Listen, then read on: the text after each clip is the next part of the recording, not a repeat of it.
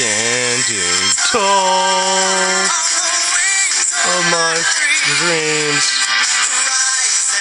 fall on the wings of my dreams.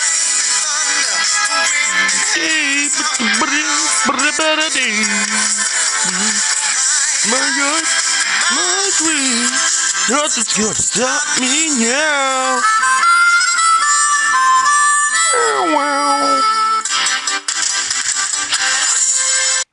Alright, intro music.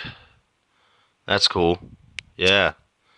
That's exactly what this needed to get things started out on a right note.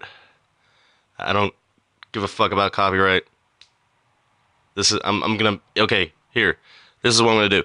Okay, so I don't get dinged by, the copyright police on, whatever forum I post this on. I'm gonna do a commentary on this on the intro song that I used today. That was the theme song, in case you didn't know. That was the theme song to Perfect Strangers, delightful 80s sitcom. And it's just, in my personal opinion, it is a strong opening theme. Yeah. But I'm not going to put it at the beginning of every episode. I might just, for every episode, I'll just choose a different TV theme. That's going to be like the gimmick.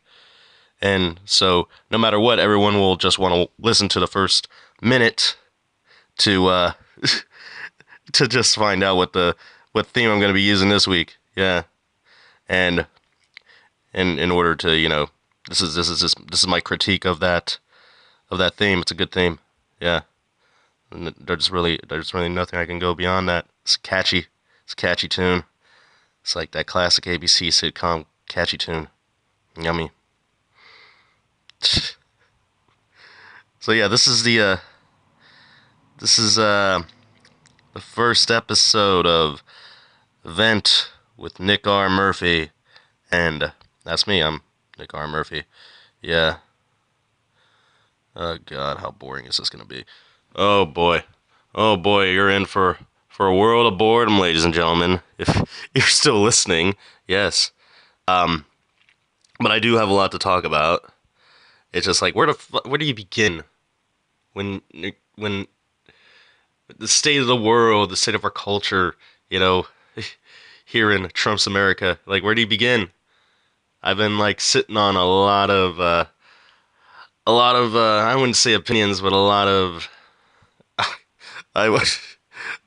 viewpoint is synonymous with opinion. But I got a lot to say. And I'm not exactly sure how to say it, so I thought, spur of the moment type thing, the other night I was like, why don't you just start a podcast and just, talk about everything that's bothering you in, in news and in life, in the country, and blah, blah, blah, blah, blah, blah, blah, blah. Mm-hmm. Yeah. I thought that was a great idea, and now I'm doing it, and I think it's a terrible idea. It's awful. I don't know where I'm going after this. I mean, I know where I'm going, but I was like, where do you start? They say that you're never 100% ready to start anything. You just have to start and see where it goes. So I'm going into this podcast. This is called The Vent, or Vent with Nick R. Murphy. Vent with Nick R. Murphy is the title I'm going with here, because I'm really just venting. There's no direction here. This is just verbal chaos that I'm just spewing here, because that's all. I mean, I'm not planning this out. I'm tired of planning creative endeavors out. I got nothing. I got really nothing. Like, I have nothing but ideas in the back of my mind, but I'm like, I can't really access them because I'm just so frustrated with so much shit, and I'm like, oh God. And it's like, where do you start? Where do you start? I can't afford therapy, so I'm like, okay, do a fucking podcast, and that'll be my therapy. It doesn't matter if anyone listens to it. It doesn't matter if anyone likes it. It's just gonna be me talking for an hour about everything and nothing, same fucking time. That's me doing that. Yeah, right now. Oh lordy. Oh lordy, lord. Okay, so I think we got the intro taken care of here. Where do we start? Oh boy, Harvey Harvey. Not not Harvey Dent, not Hurricane Harvey, but that was pretty bad too. No, this is a different kind of Harvey. The Harvey of the Weinstein persuasion. Yes. Oh boy, the cock that sank Hollywood. Oh, this fat guy. Oh, this son of a bitch. Oh, I hate him so much.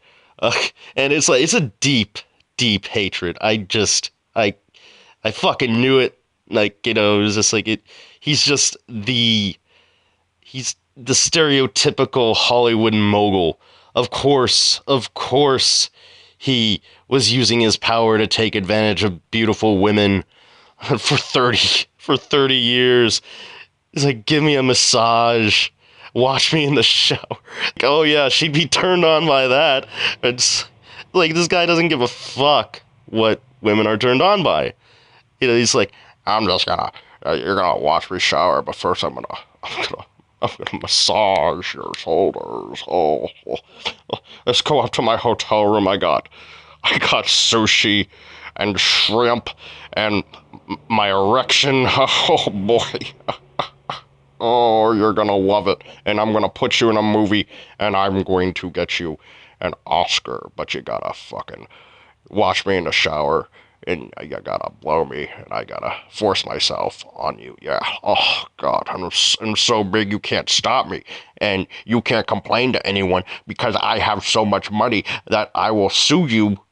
I will sue you if you try to say that I force my fuckery onto you. Yeah. Yeah, so I'm not a fan. And what bothers me the most about this whole thing is that all my favorite movies, like every fucking movie that Quentin Tarantino has done, has been bankrolled by this piece of shit.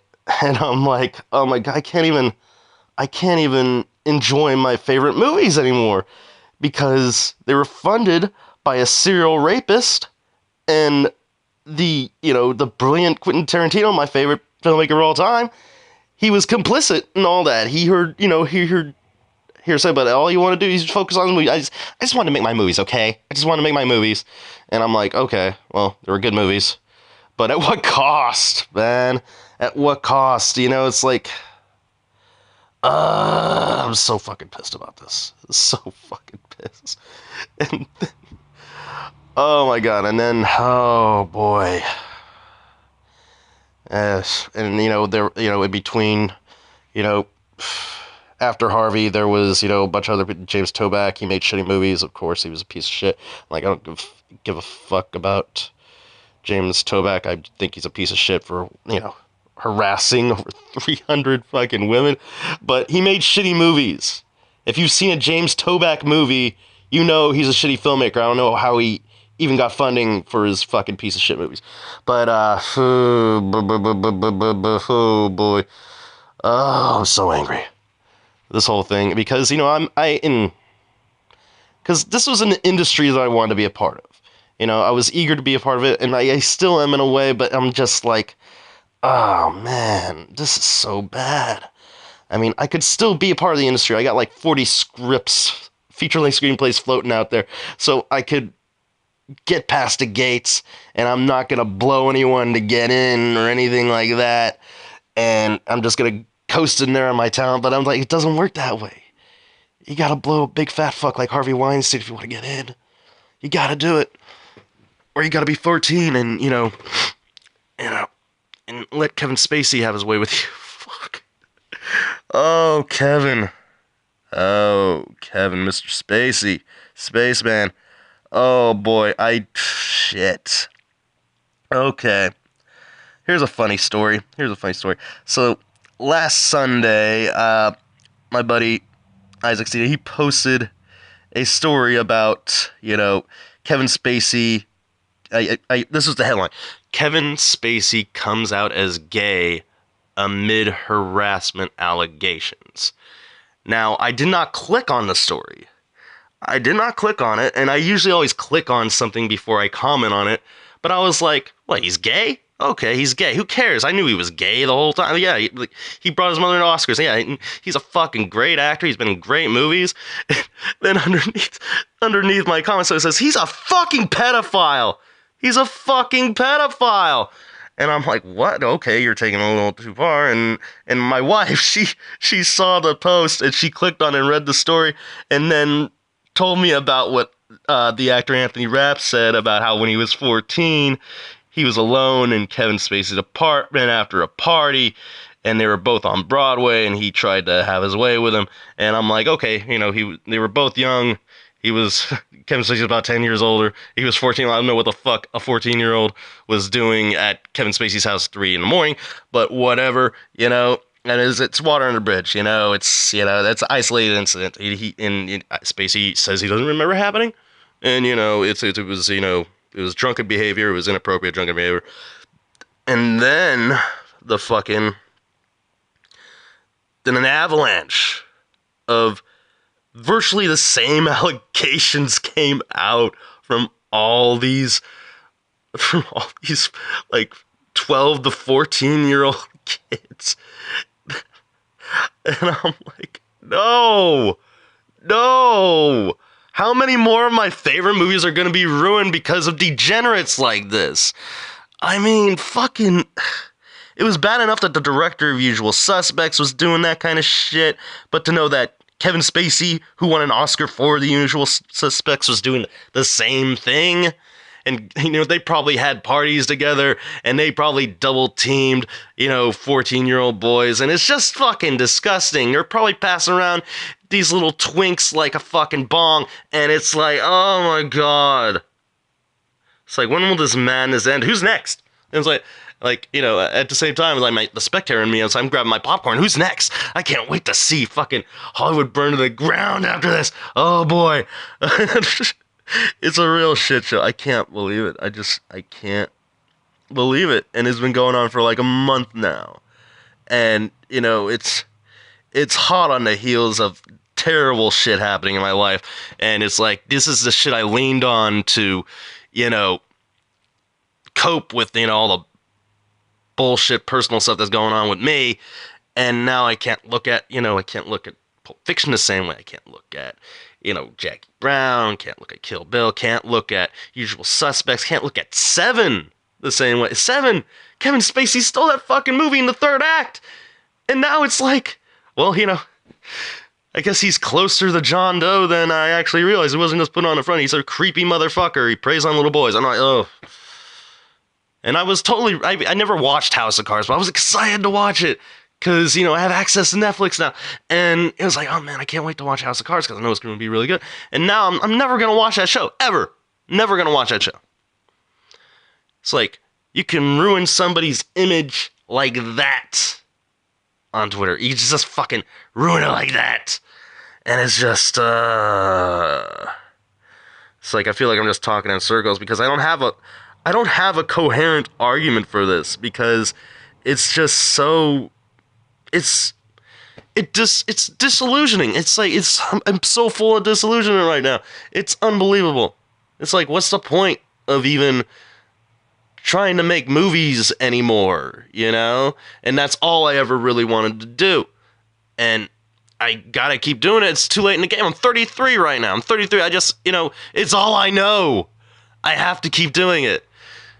And it's like, oh, at least I know if I got in there, I'd be one of the good guys, and I have, qualifications now. I can just go into a pitch meeting, and, it's like I'll be dealing with a big money man. He's going to fund our fucking movie. He's going to have to convince me that he's not a sexual predator because I don't want dirty money funding my movies. It's like, I'm not gonna, force my movie to get made by any means necessary. I don't give a fuck if it's made by dirty money. I don't care. I want my movie to be made. And no, it's not like that anymore. It's totally different. It's like now the producers have to convince me that they're not fucking sexual deviants before I even want to work with them. And so it's like, why should I convince you to bankroll my movie when you might be part of a pedophile Illuminati, like Corey Feldman's been spewing about, pedophile Illuminati. Yeah, there's they're the most powerful people in Hollywood. and they prey on little boys, and it ruined Corey Haim's life, my best friend, and I can't talk about that because his mother will get upset. But I'm like, just fucking name names, Corey, before they pop a bullet in your head. Just if you know anything, it's just let it out there, you know. Oh my god.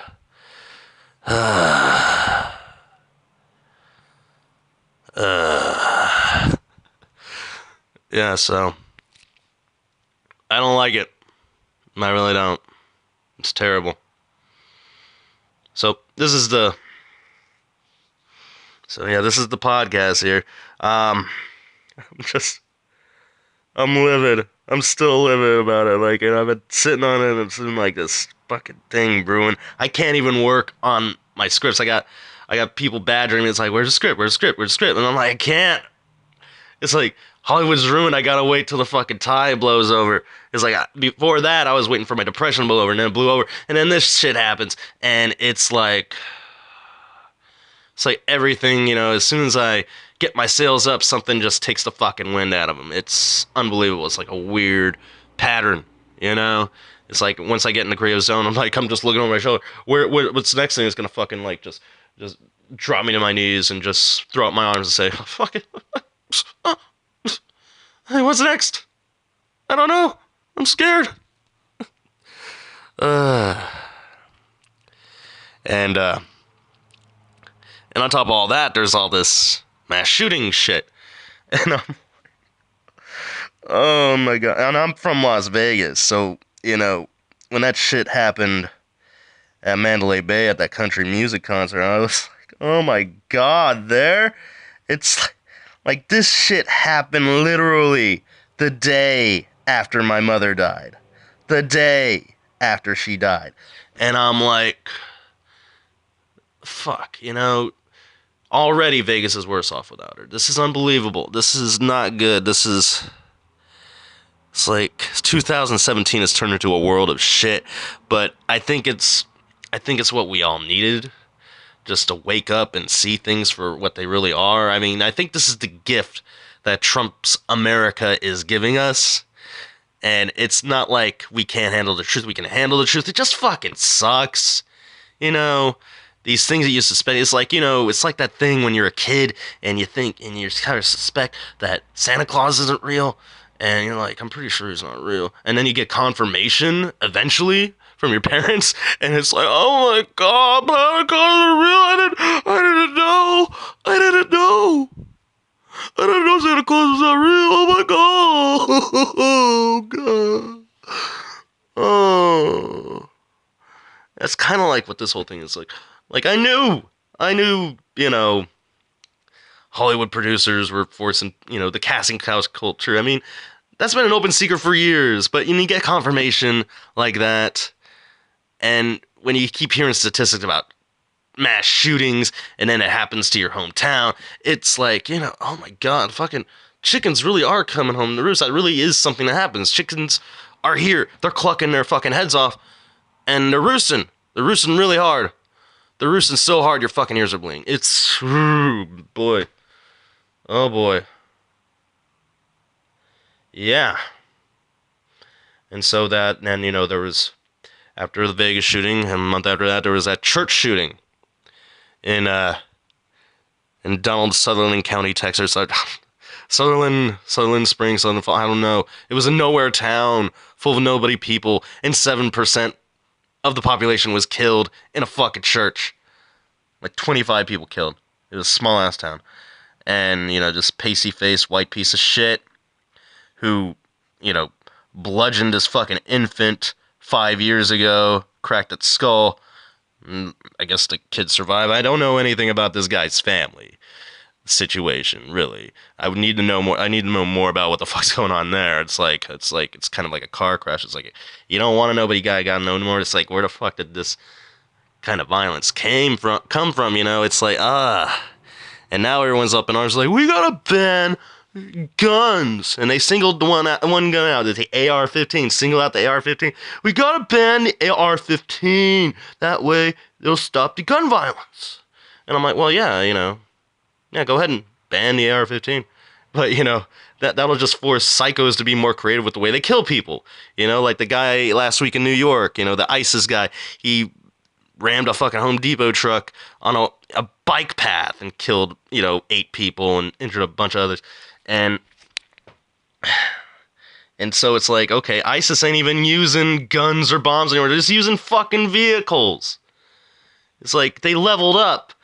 And so if you ban the AR-15, these creepy white guys who are using guns on everyone will just, they'll just load up a U-Haul and just ram it into a school or a church or wherever they want to fucking kill a bunch of people. I mean, it's not going to stop people from killing people. It's just going to make people be more creative when they do kill people. It's like, like killing people with guns is like a no-brainer. Oh, you just shoot the gun and okay, yeah. And then, of course, they always kill themselves. They always shoot themselves. And it's like, I think that's such a pussy move. Just, own up. Own up to what you did. Explain yourself. And, let us kill you. Vigilante frontier justice. It's like, let's just stone these guys to death. Don't give them a chance to fucking kill themselves. No, don't take the easy way out, you little piece of shit. You just killed a bunch of people. Fuck you. I guess politics aren't in my future because I can't even make it really... Like, the arguments are really clear in my head, but I can't say them worth a shit. It probably, like, if I was talking to someone, like, if I was doing this podcast with someone else, which, might be a possibility in the future, if I can get anybody available who wants to, banter back and forth with me, or maybe I could get my wife on there and we could start talking, but, I just wanted to go at it alone, just see if I could even do it, But I don't care whether or not they ban guns. I think the arguments are just stupid. Everyone's so busy talking like, oh, the thoughts and prayers are nothing. You gotta do something. Do something. The thoughts and prayers. We got ban these guns. Yeah. Well, it's like I can't really do shit from where I'm at. So there you go. Thoughts and prayers. Cha-ching. Yeah. There. See what you can do with those. It's like, well, these people were in a church this last shooting, so it's like they don't need my prayers. They're just like, okay, my thoughts, but thoughts don't do shit either. It's like if thoughts could do anything, I'd be a millionaire by now. It's like I'm just loaded with thoughts, loaded. It's like I'm filled to the hilt with thoughts, and that's what brought this, that's what brought this podcast around because I'm just loaded with thoughts. And I don't have the energy to, just write everything. I can't get on the keyboard and just like, I got work to do. I got scripts to write. I can't just be typing, my anger out on a fucking keyboard. I gotta tell stories and, do all that jazz. And, you do what you can. Yeah. I used to be more productive and then I became an adult. Had a kid, and, it's a different world, I spent the first 26 years of my life in Vegas, and I moved to, Nowhere, Arkansas, and got married. And the story there is rich. I'm sure I'll get to it at some point. I'm not going to get into it now. But, that's just teasers for future episodes, I suppose. If there are going to be future episodes, that is. Yeah. But, I'm just annoyed. I'm outraged. There's really no, there's no way you can slice it. I mean, I just don't, I gotta take a breather. I'm so angry. And in case you haven't noticed, I'm kind of getting over a cold. That's why my voice sounds so sexy. I guess I got a sexy voice. I'm like, oh. Welcome to the show. Let's talk about sexual predators and gun violence. Yeah, baby. But, I don't want to make that a show about all that, It's like, oh, well, I'm just, I hate political commentators. I'm like, this is the problem with America. This is the difference with the Trump, with the Hillary Clinton. Put her in jail. And the Trumpers, It's gonna make America great. Yeah, yeah. Good. Oh, yeah, yeah. Okay. Yeah, that doesn't want to sound off like fucking go off like Alex Jones. It's like lock her up. 9/11 is an inside job. 9/11 doesn't exist. Oh, okay, whatever. I'm not beyond talking about conspiracy theories, but I am the last person that'll even believe a conspiracy theory. I just think they're fascinating, you know. Oh man, this is going nowhere fast. But this is the first episode, and you gotta keep doing it, and then you come up with some kind of format. You add little, you know, sound cues, shit like that, and it's just you gotta hit the ground running because the world's moving fast. It's moving too fast, and I think that's part of the problem. That's why I'm holding myself back because everything changes day to day.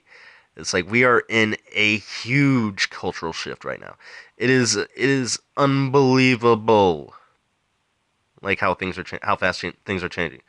And meanwhile, it's like it used to be like just technology kept advancing. It was technology, and then I think technology is about as advanced as it can get, really, for now. And I'm cool with the where technology is now. It's like I could fucking watch anything on the internet right now. Yeah, like you name it, I can find it and just watch it, and download it. Go on Netflix, go on Amazon. You can do anything on the internet. It's great, and but then it reached like this pinnacle, and now it's like okay, we're gonna try to update stuff and make things a little better, but it's pretty much pretty good now. Yeah, and now all of a sudden everything outside the internet is changing, and the internet's making a bigger deal out of it than it needs to be, because in all actuality, everything feels the same. If the internet's telling us things are different, so what do you believe? I don't know. I'm just a guy. I'm a nobody in Nowheresville, and I like it like that. I just be cool to be richer. Yeah, not 1% rich, but Uh, don't get me started on that. I can't. I have no arguments for that today. It's like poverty ain't getting under my skin today. The struggle ain't wigging me out, so I can't really bitch too bad about that. Things are good. Everything life is really good. My personal life is really good. It's just everything outside of it is shit. It's just absolute shit, and it's like it's ruining my enjoyment of my life, and it's like it's getting in the way of things, and I can't seem to move forward because just shit just keeps happening. And I think what I really need to do is just to stop reading the news, get off Facebook, stop being a tourist on subreddits and listening to all what these brain dead motherfuckers are commenting on just meaningless horse shit. It's I don't know.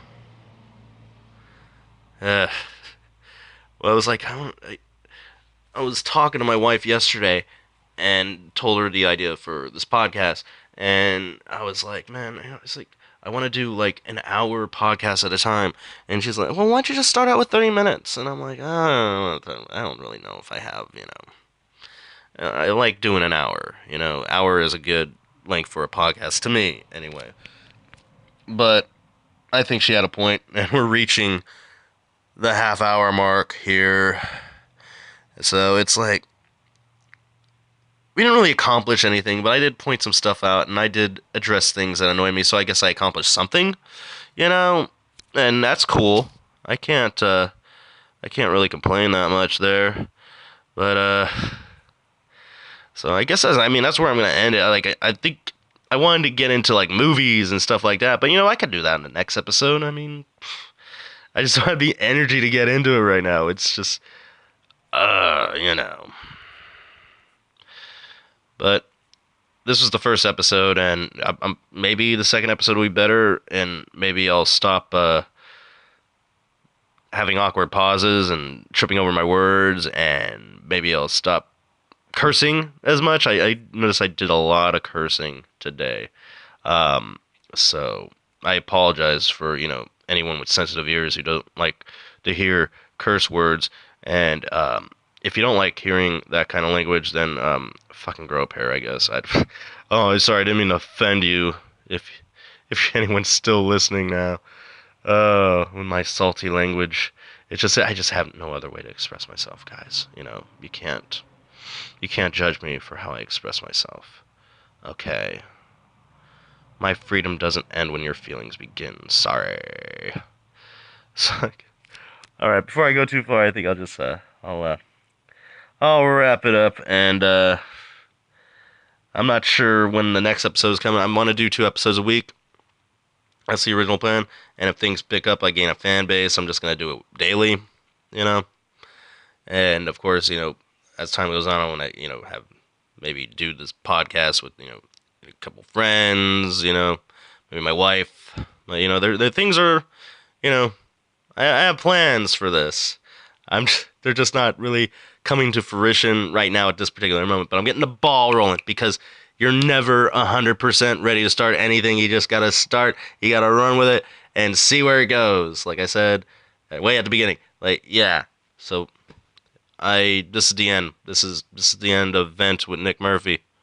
Vent with Nick R. Murphy. Yeah. So and that's it, man. That's it, guys. You can click away now. Yeah.